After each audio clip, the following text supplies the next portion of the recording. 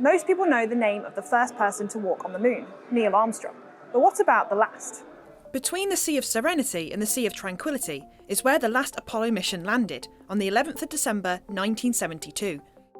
Apollo 17 was the sixth and final Apollo mission to make it to the moon, and the last time astronauts travelled there. Those astronauts were Command Module pilot Ronald Evans, who stayed in orbit around the moon, Commander Gene Cernan, and Lunar Module pilot Harrison Jack Schmitt, the first scientists to go to the moon.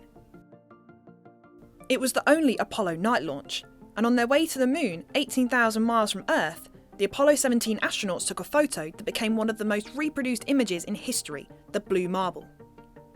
The original photo was upside down to us Earth dwellers, because the photographer was in microgravity with no real sense of up or down.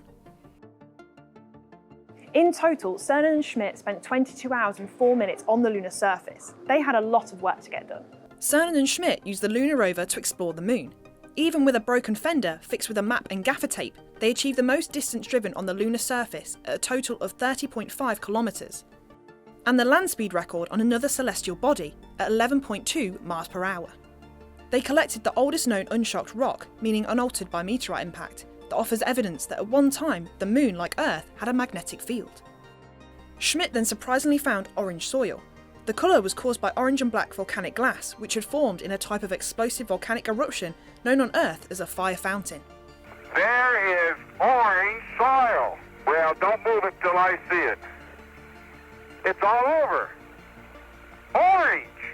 These findings on the moon's surface achieved their two goals: to obtain samples of ancient rock from the lunar highlands crust, and to look for evidence of young volcanic activity on the valley floor. All of the Apollo findings have helped scientists answer the questions: how was the moon formed, and what it's made of? On Apollo 17, they deployed or conducted 10 science experiments, took more than 2,000 photographs, and collected around 110 kilograms of soil and rock samples.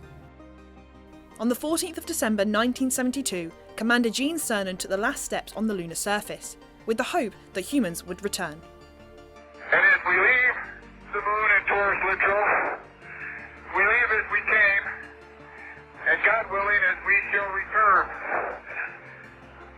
with peace and hope for all mankind. Godspeed to crew of Apollo 17.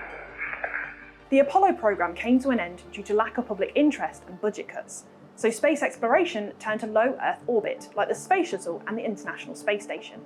But now, sights are set back on the moon with the Artemis program, with the aim to land the first woman and first person of colour on the lunar surface.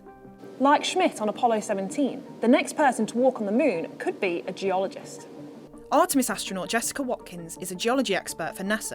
She was the first black woman to take part in an extended space mission when she flew to the ISS as part of the SpaceX Crew 4 mission, spending 170 days in space. Not only that, she's also an ex-international rugby player. The European Space Agency have unveiled their astronaut class of 2022, which includes British astronaut Rosemary Coogan. One day, we might get to see her walk on the moon.